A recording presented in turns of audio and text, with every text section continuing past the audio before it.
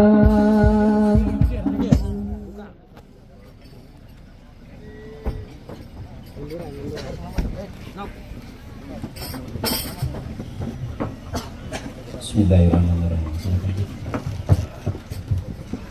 Takbir! Takbir! Allahu Akbar.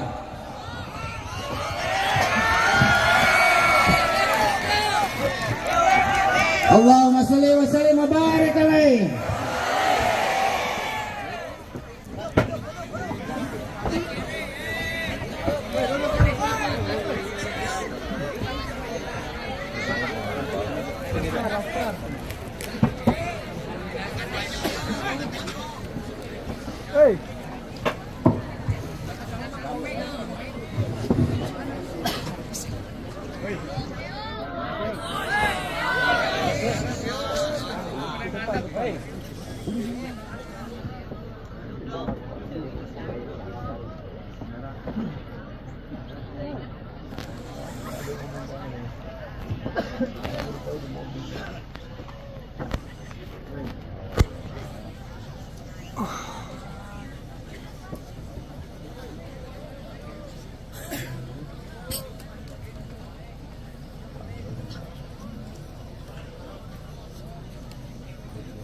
Mohon jamaah jangan teriak-teriakin yang lainnya, mohon maaf ya. Nah, kalau bisa di depan aja duduknya ya.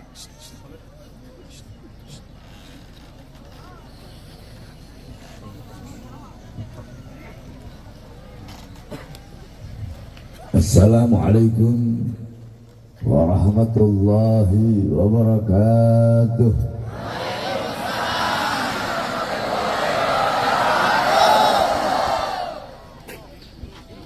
Alhamdulillahil qawiyyi sultanu al-wadihil burhanu al-mabsut fil wujud karamuhu wa ihsanu. Kalau misalnya ada yang ngomong, saya pulang. Ngomong. Saya ini baru tiba dari Jambi habis ceramah 4 hari. Baru sampai, baru mendarat pesawat, langsung saya ke sini. Besok saya ada ceramah di Lombok. Kalian pikir saya biduan buat tontonan, ha? Kalian mau samain sama, kalian mau samakan saya sama kayak penceramah-penceramah lain yang suka ngelawak, yang membiarkan saja kalau dia lagi ceramah orang ngomong diajarin aja gitu. Iya, saya datang kemari ngasih ilmu.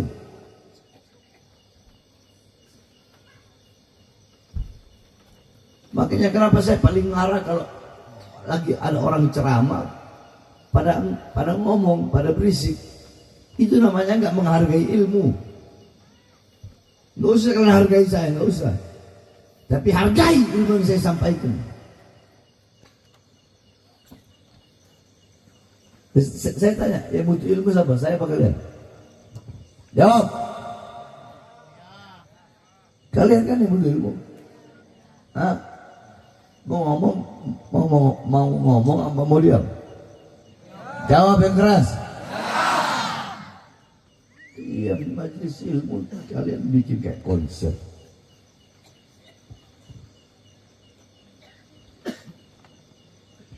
Allahumma salli ala nuril anwar wa sirril asrar wa tiryakil aghyar wa miftahi babil yasar Sayyidina wa maulana Muhammadin al-Mukhtar wa alihi al-athhar wa ashabihi al-akhyar adada ni'amillahi wa ifdalih amma ba'd.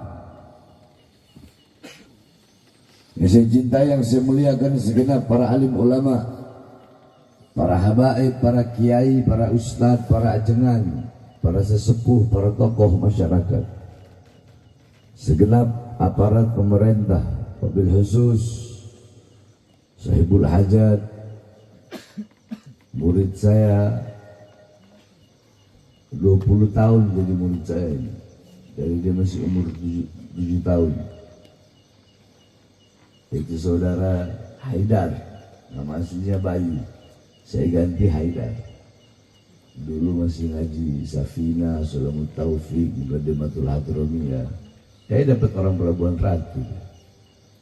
Nah, berkat dia, alhamdulillah saya di Pelabuhan Ratu itu tiap bulan. Jadi pengajian bulanan di Pelabuhan Ratu, alhamdulillah saya bisa datang berkat saudara Haidar. Alhamdulillah.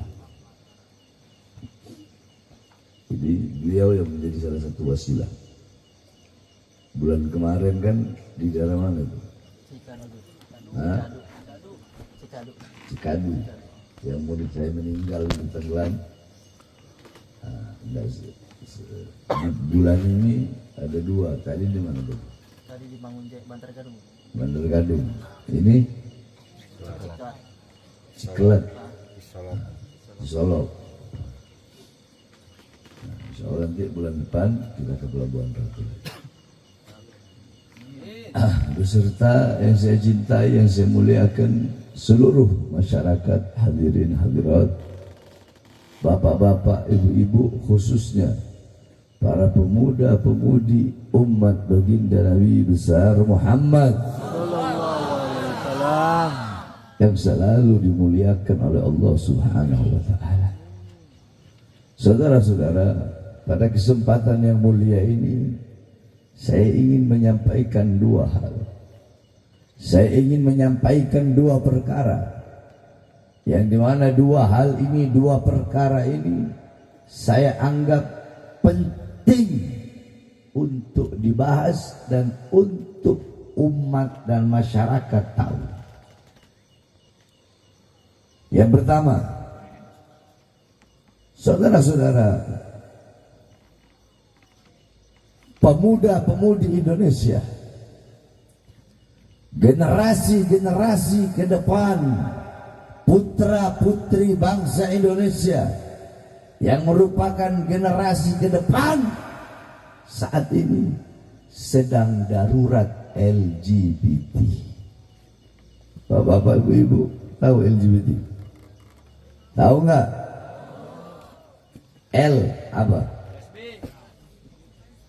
Biarin mereka yang jawab, mereka bilang tahu tadi. L apa ibu-ibu jawab? G, B, biseksual, T, transgender. Sekarang saya bahas dari sisi agama. Lesbi di dalam syariat Islam, ya, lesbi itu adalah suatu kelainan bagi seorang perempuan yang dimana dia seharusnya menyukai lawan jenisnya yaitu lelaki, tetapi ini malah menyukai sesama jenis yaitu perempuan. Itu dalam syariat Islam namanya sihak. Apa namanya? Ayo di sini kita ngaji, kita ini ngaji. Saya nggak ceramah, kita lagi ngaji. Apa namanya? Jawab lagi apa? Jadi ingat ya. Jadi kalau lesbi itu apa? Kedua, gay atau homo. Sama. Ini adalah kelainan yang dimiliki oleh seorang laki-laki yang seharusnya menyukai lawan jenis yaitu perempuan, tetapi dia menyukai sesama jenis. Harusnya kan perempuan suka laki, suka perempuan, perempuan sama laki sama perempuan. Ini enggak, perempuan sama perempuan itu sihak, laki sama laki itu namanya liwat. Apa namanya? Liwat. Homo itu namanya apa? Liwat. Apa namanya? Liwat. Liwat itu lewat belakang. Mohon maaf, lewat belakang. Kalau sihak itu biasanya perempuan sama perempuan main paha. Itu namanya sihak. Atau memasukkan sesuatu Ini bukan jorok, ini ilmu. Dalam fikih seperti itu. Ya, lebih paham lah. Kedua biseksual, ketiga biseksual. Apa itu biseksual? Biseksual itu laki-laki suka sama perempuan, suka juga sama laki. Paham? Sebaliknya, perempuan suka sama laki, tapi suka juga sama perempuan. Jadi lawan jenis dia suka, sesama jenis dia suka. Contoh ibu-ibu, ini contoh perumpamaan. Ibu-ibu ya, punya suami. Suami ibu-ibu suka sama ibu-ibu. Di sisi lain, suami ibu-ibu juga suka sama laki-laki. Itu namanya biseksual. Atau sebaliknya, ya, istrinya bapak nih suka sama kalian sebagai laki-laki, tapi kalau melihat perempuan suka juga sama perempuan. Itu namanya biseksual. Paham ya? Nah, yang keempat apa? Transgender. Bahasa Islamnya takhannus atau tarajjul dan tarajjul. Apa? Yang pertama apa? Takhannus. Yang pertama apa? Lagi apa? Apa? Takhannus. Apa itu takhannus?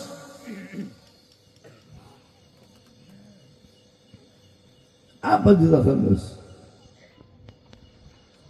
Takhannus itu adalah laki-laki yang menyerupai perempuan.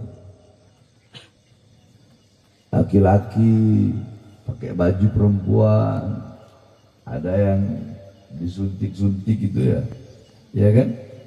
Ada dioperasi-operasi, bahkan kelaminnya pun dioperasi menjadi kelamin perempuan. Auzubillah min dzalik. Ini namanya takhannus. Yang kedua tarajjul. Tarajjul kebalikannya, perempuan yang menyerupai laki-laki. Jadi kalau takhannus itu rajulun mutasyabih bil mar'a, kan? Terus kalau tarajjul al mar'a mutasyabihatu bil rijal, birrajul. Laki-laki, perempuan yang menyerupai laki-laki, itu namanya tarajjul. Jadi udah kayak laki-laki, potongannya kayak laki-laki dia, ya. Terus jalannya kayak laki-laki, pakai baju laki-laki semuanya. Nah, ini di Indonesia sedang darurat, saudara-saudara. Pemuda-pemudi kita, anak-anak bangsa, banyak yang terjangkit penyakit LGBT. Contoh baru kemarin. Ini tanggal berapa? 19. Berarti 4 hari yang lalu. Waktu saya masih di Jambi, saya lagi ceramah di Jambi. Pada tanggal 15 November di Gelora Bung Karno diadakan acara konser grup band yang bernama Coldplay. Grup band yang berasal dari Inggris. Grup band homo, grup band lesbi, grup band LGBT, grup band yang menjadi sponsor LGBT bagi seluruh dunia. Yang paling banyak nonton bukan orang Kristen, bukan orang Buddha, bukan orang Hindu, bukan orang Katolik, bukan orang kafir, tetapi abdaul muslimin, putra-putri Islam, pemuda-pemudi Indonesia yang merupakan generasi bangsa ke depan. Mereka yang paling banyak nonton. Pejabat-pejabatnya nonton, presiden nonton. Bukannya memberi contoh yang baik, anak-anak nonton di kursi paling depan. Lagi wakil presiden, calon wakil presiden nonton, pejabat-pejabat nonton. Ini otaknya di mana?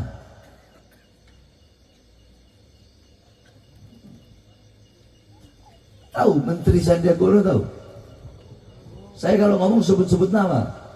Sandiaga Uno bilang apa? Keuntungan yang kita dapatkan dari konser Coldplay ini adalah 167 triliun. Woi Sandiaga Uno, Menteri goblok, woi Menteri tolol, engkau lebih mementingkan uang, lebih mementingkan cuan daripada nasib generasi bangsa, anak-anak muda Indonesia ke depan. Saya tanya, Bapak Ibu jawab yang keras. Menteri begitu punya otak gak? Punya otak gak? Punya otak gak? Goblok. Kita aja orang kampung tahu, ya kan? Kita aja yang orang kampung yang nggak terpelajar, santri salafi yang dari kecil megang kita pakai sarung. Kita tahu kalau acara-acara seperti ini ngerusak anak-anak bangsa. Sedangkan syubhanul yum rijalul, pemuda-pemudi masa kini, pemimpin-pemimpin masa depan. Nah, kalau anak-anak mudanya LGBT, besok presidennya begini besok.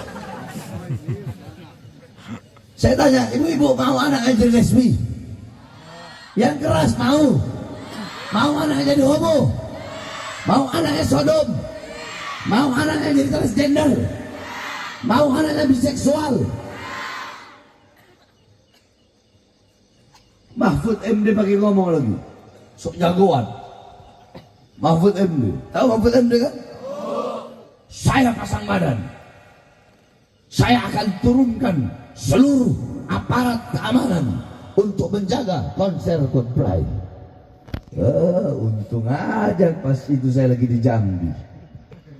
Saudara-saudara, demi Allah, Mahfud, andaikan tanggal 15 kemarin saya ada di Jakarta, demi Allah, saya yang akan pimpin perangnya. Saya ratakan Bung Karno, Bung Karno dengan tanah, saudara. Itu aja yang saya sesalkan. Karena saya nggak bisa tinggalkan acara di Jambi itu. Karena mereka ngundang saya dari dua tahun yang lalu, nggak bisa saya tinggalkan. Tetapi sudah saya seluruh anak buah saya, seluruh murid-murid saya wajibkan untuk datang di sana. Tapi ya begitu, berjuang tidak harus menang. Yang penting adalah berjuangnya. Nggak harus menang. Kalau berjuang untuk menang berarti bukan karena Allah SWT berjuangnya. Jadi namanya perjuangan, ada menang, ya. Ada nggak menang, ada nggak kalah, ada juga kalah. Tetapi dari semua itu perjuangan yang kita lakukan, tidak ada perjuangan yang sia-sia. Semua perjuangan pasti dinilai di sisi Allah SWT. Selama engkau sampaikan kebenaran, suara keadilan, kebenaran milik Allah, keadilan milik Allah, Allah pasti akan memenangkan sesuatu yang menjadi miliknya. Jadi kemarin kita nggak kalah. Kemarin kita nggak kalah. Kita nggak kalah. Kita telah tunjukkan kepada mereka bahwasanya umat Islam tidak terima. Cuma sayangnya laki-lakinya pada goblok kemarin tuh waktu demo. Saya lihat yang maju emak-emak semua. Yang laki nggak tahu pada kemana. Setiap demo pasti begitu. Emak-emak di depan, mama di depan, mama di depan. Lu orang laki sembunyi di ketek emak-emak.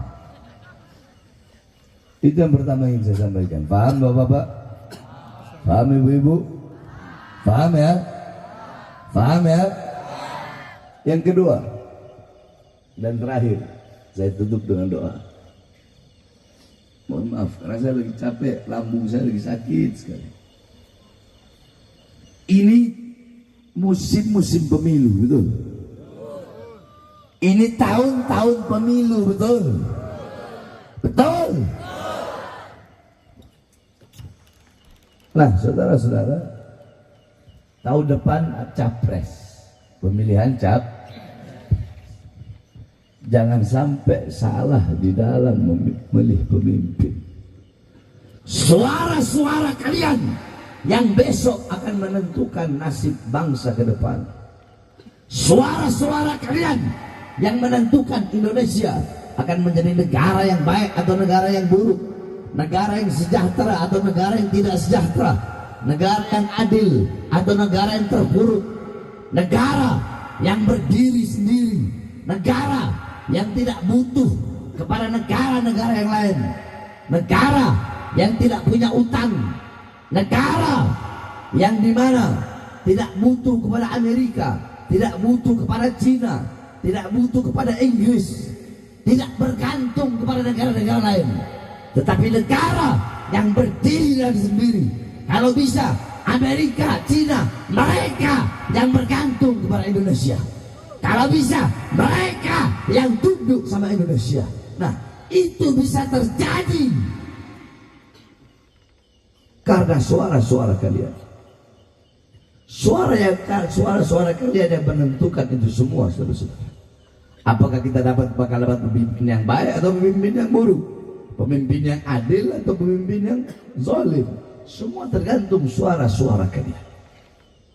Maka saya nasihatkan kepada kalian, sebagaimana nasihat Nabi Adam, "Idza aradtum an fi'la syai'in faqaddimu thalathata asya' fa ihda min thalathah istashirul akhyar." Kata Nabi Adam, "Wahai anak cucuku, wahai manusia, apabila kalian mau melakukan perkara apapun, hal apapun, perbuatan apapun, maka sebelum melakukan hal itu, perkara itu, perbuatan itu, dahulukan 3 perkara. Salah satunya bermusyawarahlah dengan orang-orang soleh, bermusyawarah dengan orang baik, para ulama. Mau apa-apa minta nasihat ulah. Jawab, mau apapun, mau melakukan apapun minta nasihat, minta pendapat, minta saran ulama. Kalian baru punya bayi, baru lahir, pergi ke Ustadz Kiai Ajengan. Kiai Ajengan nama yang bagus apa? Nanti mereka kasih pilihan buat kalian. Kalian mau nikah, Kiai saya mau nikah, Kiai yang bagus apa? Oh, bulan Syawal sunnah hukumnya nikah bulan Syawal. Kenapa kok sunnah, Kiai? Iya, karena Rasulullah menikahi Sayyidatuna Aisyah di bulan Syawal. Dan itu untuk menghilangkan tatoyurnya orang-orang Arab. Karena orang Arab bulan Syawal itu nggak mau menikahkan anak-anaknya. Kenapa? Karena Syawal diambil dari kata syalat anak qatu bidzanabi. Panjang masa menjelaskan. Intinya ikut pendapat ulama. Nah, dalam hal-hal seperti itu saja, minta nama anak, minta hari yang bagus, harus minta pendapat ulama. Apalagi dalam memilih presiden. Mau milih presiden, mau milih gubernur, mau milih wali kota, mau milih apa lagi? Bupati, mau pilih camat, mau pilih kepala desa, RW, RT, semua anggota dewan, minta pendapat ulama, minta nasihat ulama, minta pendapat para ulama, minta nasihatnya para ulama. Sebab kenapa? Para ulama, kita kan kemarin habis istimewa ulama. Andaikan ada 2 pilihan yang baik, 3 pilihan yang baik, 4 pilihan yang baik, maka pasti yang akan kita pilih yang paling baik. Sebab kenapa? Kalau kita nggak pilih, anggap 4-empatnya ini baik. Kita nggak pilih, bisa jadi yang nanti bakal jadi yang kebaikannya sedikit. Tapi kalau kita pilih, bisa jadi yang jadi adalah yang kebaikannya paling baik. Paham nggak? Jadi kalau ada 2 calon, 3 calon, 4 calon, 4-empatnya baik, tiga-tiganya baik, dua-duanya baik. Pilih yang paling baik. Sekarang sebaliknya, dua-duanya buruk, dua-duanya bangsat, tiga-tiganya buruk, tiga-tiganya bangsat, empat-empatnya buruk, empat-empatnya bangsat. Gimana dong milihnya? Pilih yang paling ringan keburukan, pilih yang paling ringan kebangsatannya, kebejatannya. Paham? Paham ya? Nah, begitu. Sebab kalau empat-empatnya buruk, tiga-tiganya buruk, dua-duanya buruk, terus kita nggak milih, bisa jadi yang bakal jadi yang paling berat keburukannya. Betul? Makanya minta pendapat ulama, dan ulama pasti melakukan itu. Karena dalam istilah ulama itu, para ulama ada namanya ahlul halli wal aqdi atau ahlul ra'i wal adalah, atau bisa dikatakan lagi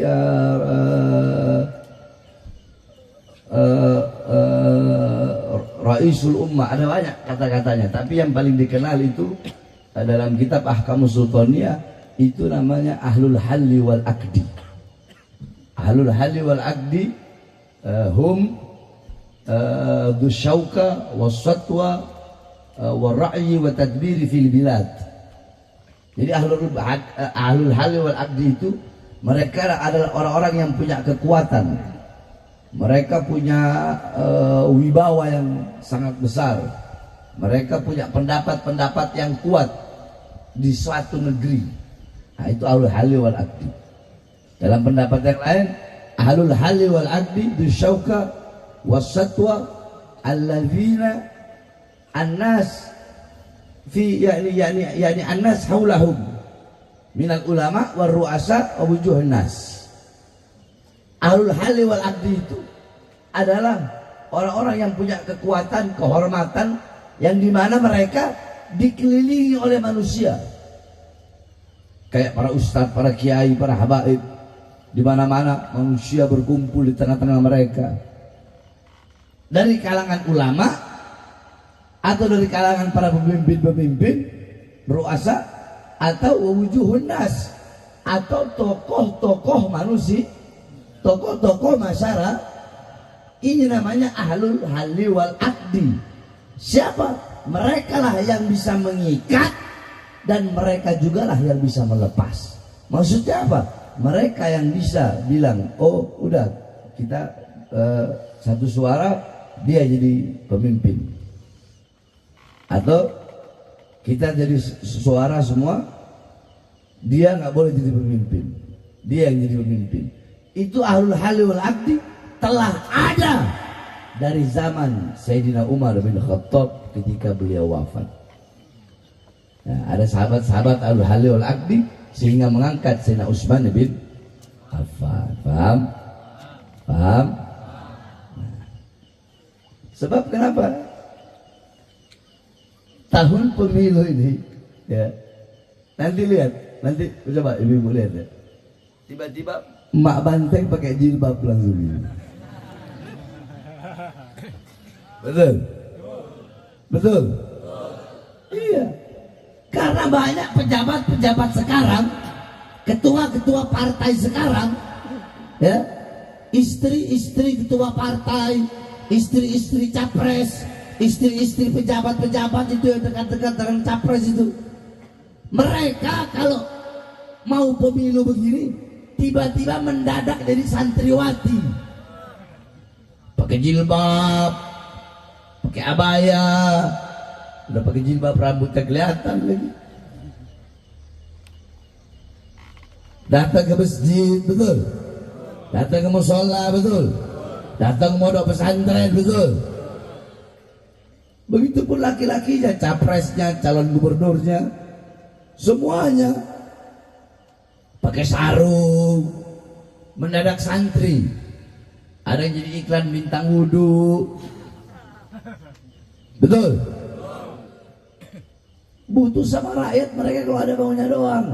Rakyat dibikin kayak jamban sama mereka, diberi janji-janji palsu. Saya berjanji memakmurkan rakyat, saya berjanji mensejahterakan rakyat, saya janji berbuat adil kepada rakyat. Saya janji nggak bakal makan gaji saya sebagai presiden. Gaji presiden berapa? Cuma 40 juta. Gaji gubernur cuma puluhan juta. Iya memang betul, kalian nggak makan gaji presiden, tapi kalian makan uang rakyat. Kalian makan uang proyek yang jumlahnya ratusan triliun. Udahlah, nggak usah munafik-munafikan, betul? Betul. Emang bener nggak makan gaji presiden? Orang udah berapa? Cuma 40 juta, 50 juta. Tapi ya mereka korupsi harta rakyat, keringat rakyat, darah rakyat. Pejabat goblok. Heran saya. Berjanji kepada rakyat, memberikan janji palsu kepada rakyat. Saya berjanji berbuat adil kepada rakyat. Adil dari mana? Rakyat susah, rakyat kecil. Satu contoh, saya 9 kali masuk penjara. Itu kuda-kuda, tahu kuda? Bahasa penjara itu kuda. Kuda, kurir yang tukang antar narkoba ditangkap sama polisi. Tapi bandar-bandar besarnya, Cina besar, bandar narkoba tidak ditangkap. Adil dari mana? Adil nggak? Adil nggak?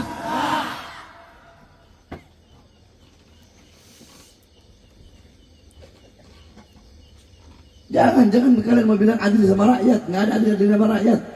Saya tanya, pengangguran di Indonesia banyak nggak? Banyak nggak? Tapi kenapa pemerintah terus-terusan sampai sekarang mengirim tenaga kerja dari Cina? Kenapa? Apakah orang Cina pintar? Terus kita orang Indonesia dianggap goblok gitu? Iya. Apa-apa kan made in Cina.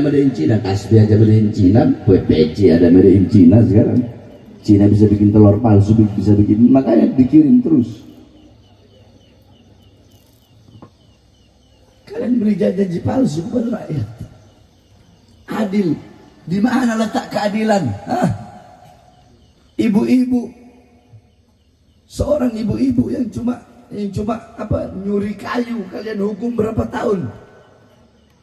Koruptor kalian hukum lebih ringan hukuman koruptor, bangsat koruptor yang harusnya kalian hukum mati, yang makan uang rakyat. Tapi nenek-nenek yang mencuri kayu lebih berat hukumannya. Adil nggak? Adil nggak? Kemarin waktu corona, warung-warung kecil di pasar tutup nggak? Tutup nggak? Tutup nggak? Mal-mal milik asing tutup apa buka? Tutup apa buka? Adil itu namanya. Jadi jangan-jangan kalian yang suka ngomong begitu, pejabat aparat, kalian pendusta, kalian pembohong. Yang adil bukan kalian tidak adil kepada rakyat. Yang sejahtera bukan rakyat, yang makmur bukan rakyat. Kalian lebih mementingkan investor asing daripada nasib pribumi Indonesia. Kalian lebih mementingkan negara-negara luar daripada desa-desa terpencil. Saya tadi aja naik kemari, jalannya rusak. Weh, mana lurahnya? Mana kepala desanya? Kepala desa, camat, weh, bupati di sini, bikin itu jalan. Kalian kan ada dana dari pusat, kenapa jalan tidak kalian bikin? Kalian makan uang dana, kalian makan uang rakyat.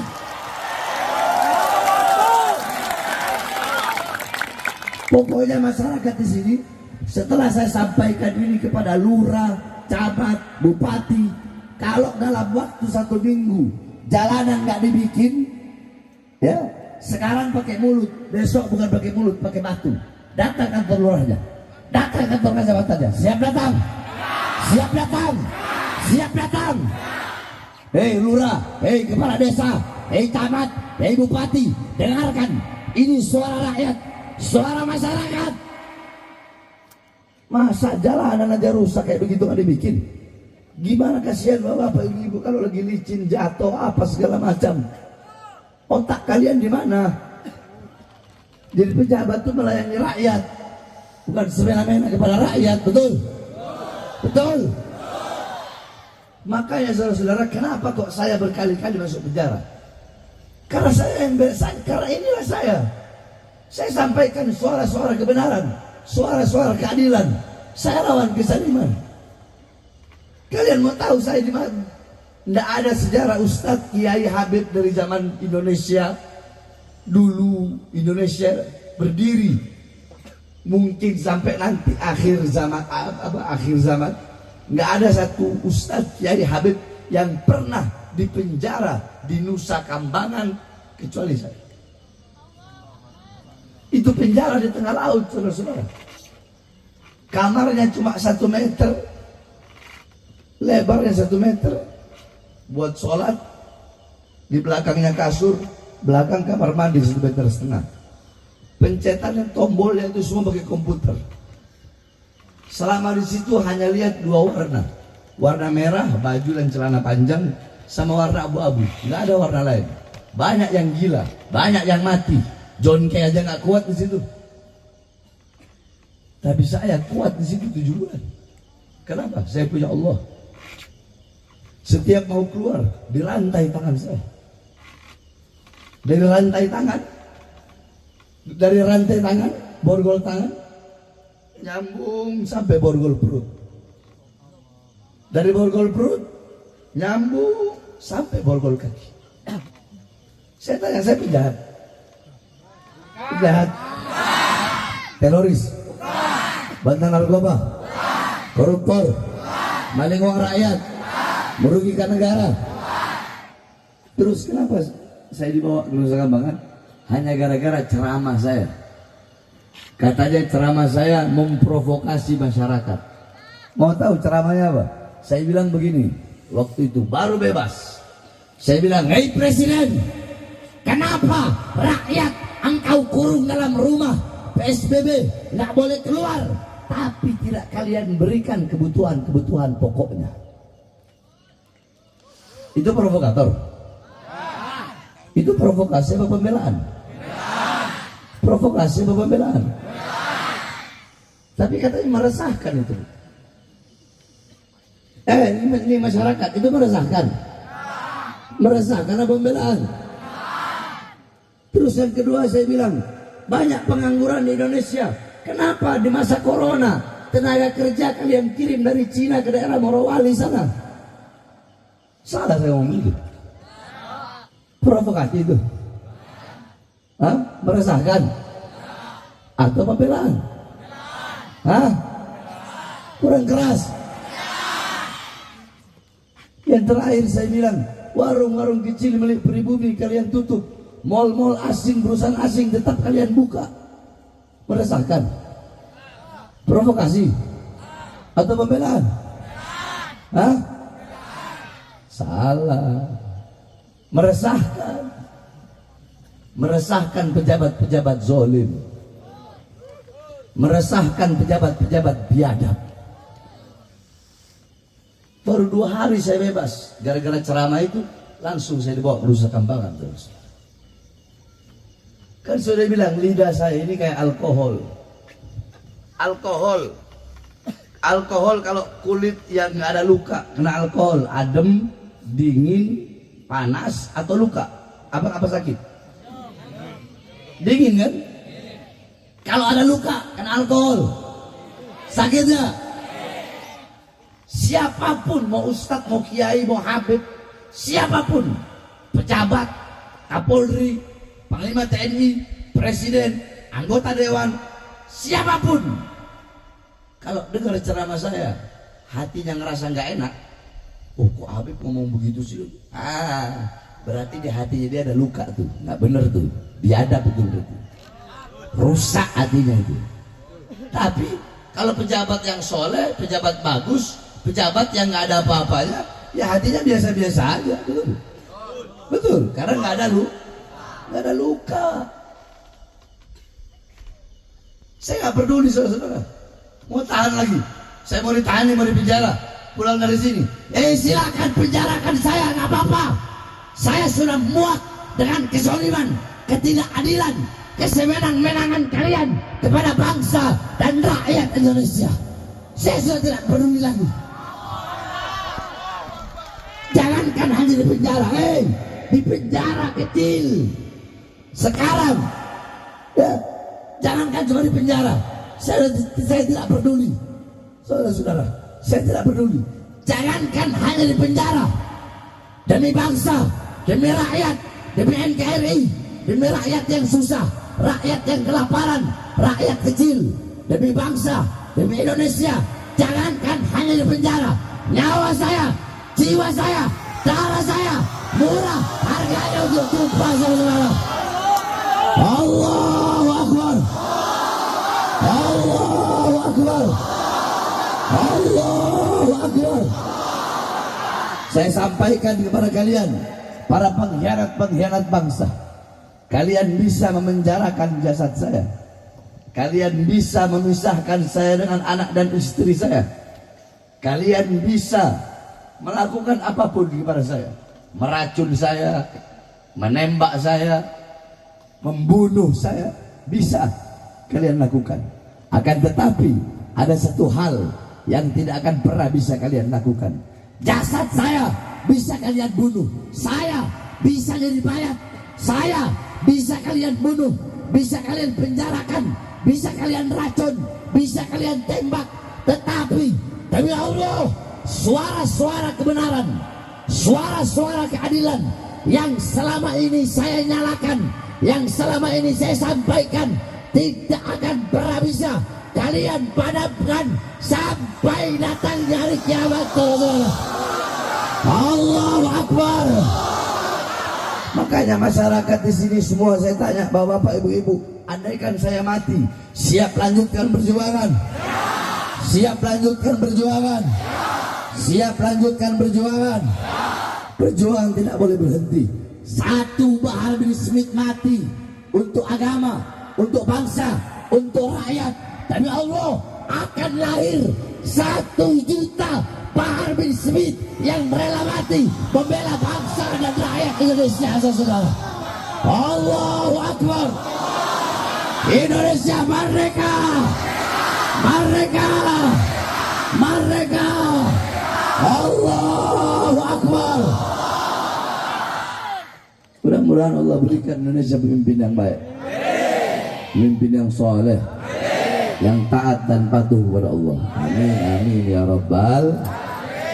Kita doakan juga saudara Haidar. Mudah-mudahan ini Haidar murid saya ini Allah panjangkan umurnya, Allah sehatkan jasmani dan rohaninya, Allah berikan rezeki yang barokah. Saya dengar istrinya nyalek ya? Hah? Siapa namanya? Dila Nurdian. Ini wilayahnya juga. Kalau saya serukan masyarakat di sini, pilih nggak? Yang kurang keras, pilih nggak? Pilih nggak? Pilih nggak? Pilih. Insya Allah amanah. Kalau nggak amanah, sama-sama kita turunkan, saudara. Betul? Adil nggak saya? Adil nggak? Iya begitu, nggak hanya nyuruh milih doang, tapi nanti suatu saat kalau dia nggak amanah, terus dibiarin gitu. Oh, itu bukan Bahar bin Smith namanya. Paham? Ya. Nah, terakhir sebelum saya tutup, saya sedang membangun pondok pesantren. Pondok pesantren saya haram jada, tidak bantuan dari pemerintah. Saya nggak mau. Dan pondok pesantren saya gratis, ibu. Ada yang mau masukin anaknya, silahkan masukkan ke pesantren saya.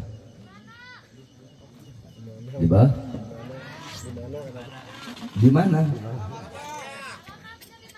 Saya tinggal di mana? Ya udah pergi aja ke Bogor sana.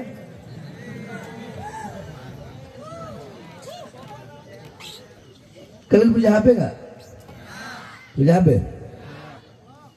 Biasanya ada Google Map. Ada Google Map. Kalian ngerti gak Puncak, Jakarta, bisa? Kenapa nggak bisa kalian ketik Tajul Alawiyin? Ketika Tajul Alawiyin sampai kalian ke pesantren saya. Atau sampai di Bogor tanya pesantren Ayo Bahar di mana?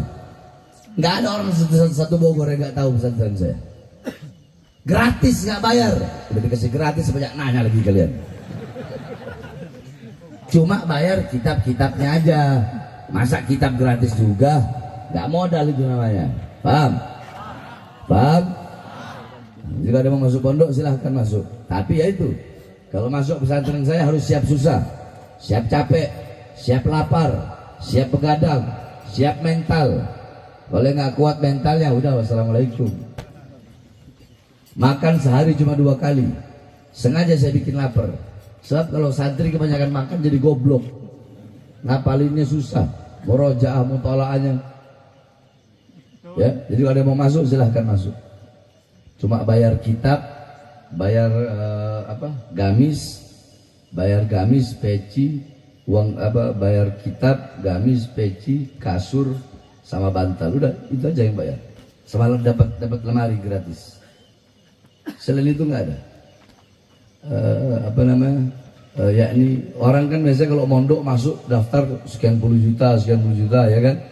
Makanya karena saya nggak tega ngelihat banyak orang-orang yang susah ini yang butuh ilmu agama, sedangkan mereka nggak punya uang, makanya saya bikin gratis. Hanya cukup paling 2 jutaan itu buat beli kitab, udah sama semua kitab, gamis, apa semua juga. Tergantung nanti kelasnya. Nanti kan dites masuk pondok dites dulu, dites itu pantasnya masuk kelas berapa. Makanya pada malam hari ini saya harapkan bapak-bapak, ibu-ibu untuk bisa mengeluarkan hartanya di jalan Allah. Siap keluarkan harta? Ibu-ibu, saya tanya ya, ibu-ibu beli bedak berapa biasanya? Umumnya aja bu, berapa bu? 100 aja ya, 100 ya. Saya tanya ibu-ibu jawab yang keras dong, semangat dong. Bedak itu bakal hilang nggak? Hancur nggak? Binasa nggak? Tapi kalau ibu-ibu keluarkan harta buat pesantren, hancur nggak? Binasa nggak? Hilang nggak? Pahalanya terus sampai hari kiamat. Nah, buat bedak yang bakal hancur, yang bakal binasa, ngeluarin 100.000, masa buat pesantren 10.000? Harusnya buat yang kekal, buat yang abadi itu lebih banyak. Masuk akal nggak? Siap keluarkan harta? Nah, semua ayo HP-nya keluarkan, nyalakan flash sambil kita bersolawat mars pembela Rasulullah. Ayo yang semangat, keluarkan flashnya. Yang semangat ayo. Semuanya, ada hadroh nggak? Nggak ada. Ayo semangat. Prajurit pembela Rasulullah, bangkitlah semuanya. Angkat flashnya. Musuh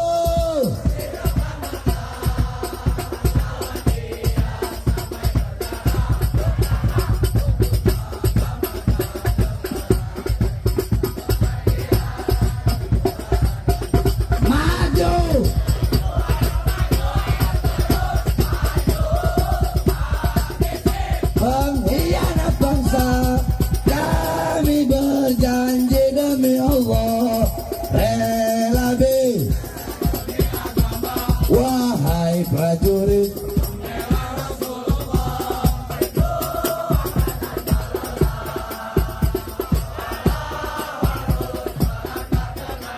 takkan mundur.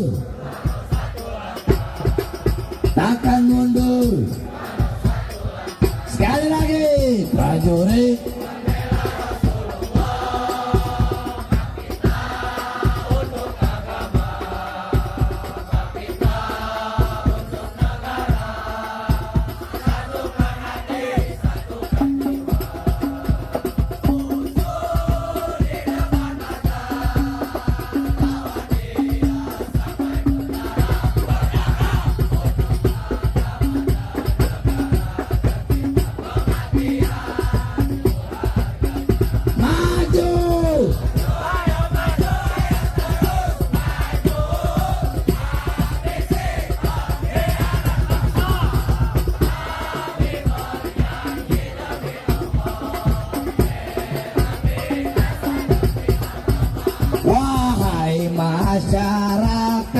Ikhlas berjuang.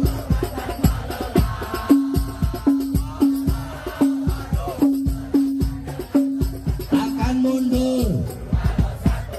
Sekali lagi. Wahai Masya.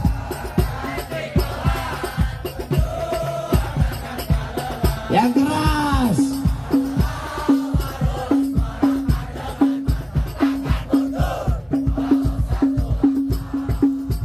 Wahai Masya. Ikhlas. Walau harus merangkak dengan mata, takkan mundur walau satu langkah. Takkan mundur. Walau satu langkah. Takkan mundur.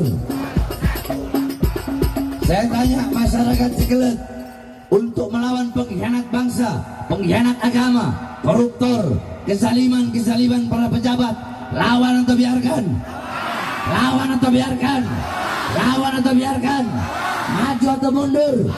Siap lawan? Siap maju? Siap hancur demi Islam? Siap binasa demi Indonesia? Siap mati demi NKRI?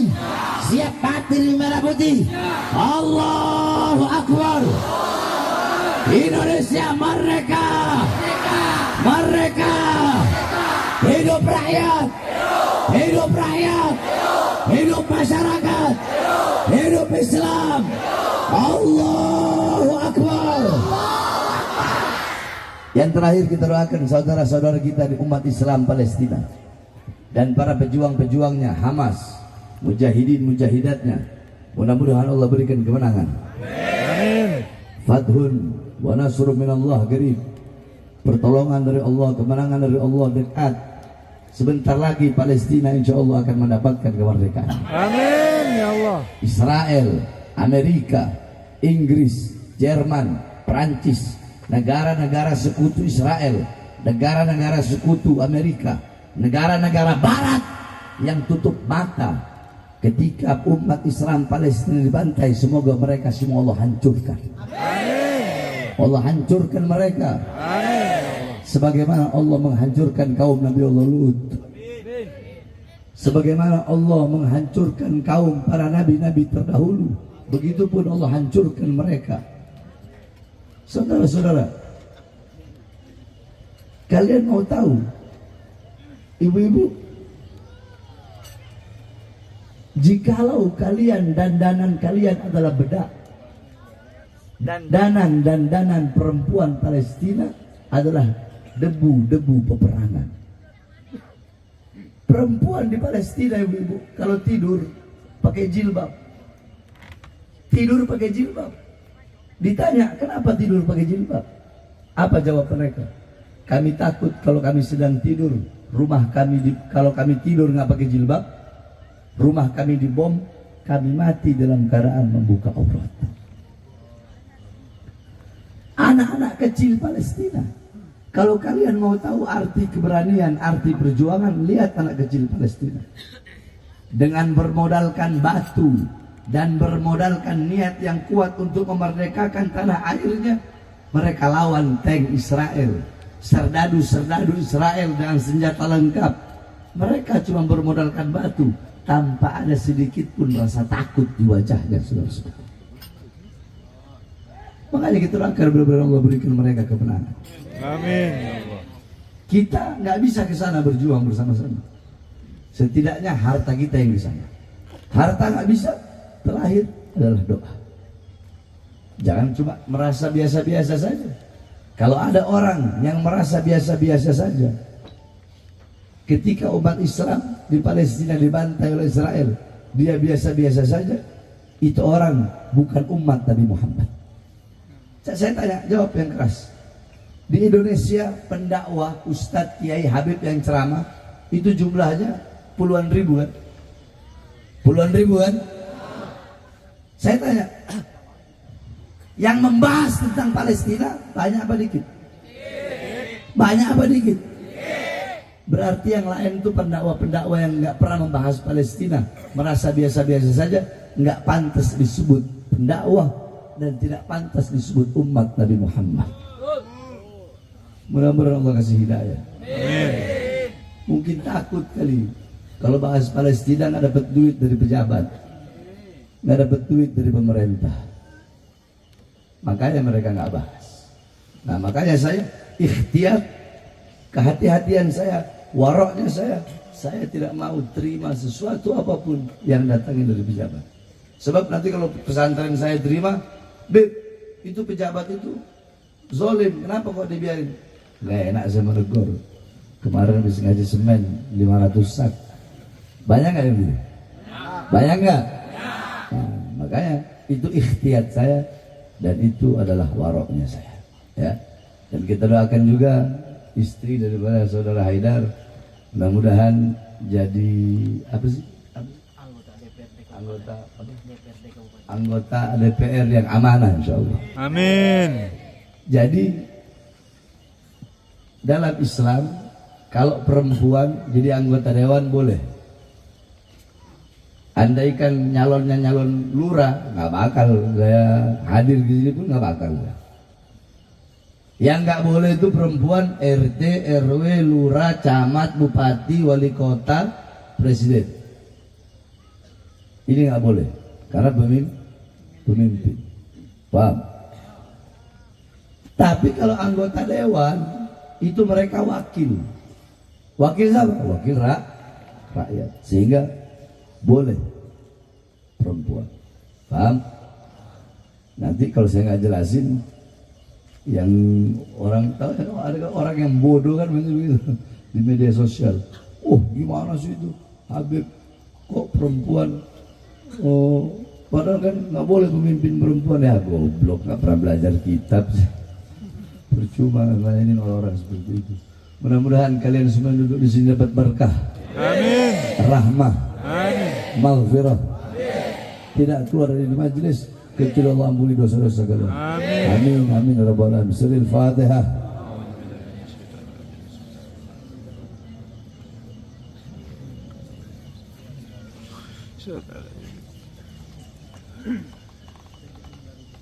Salatullah salam.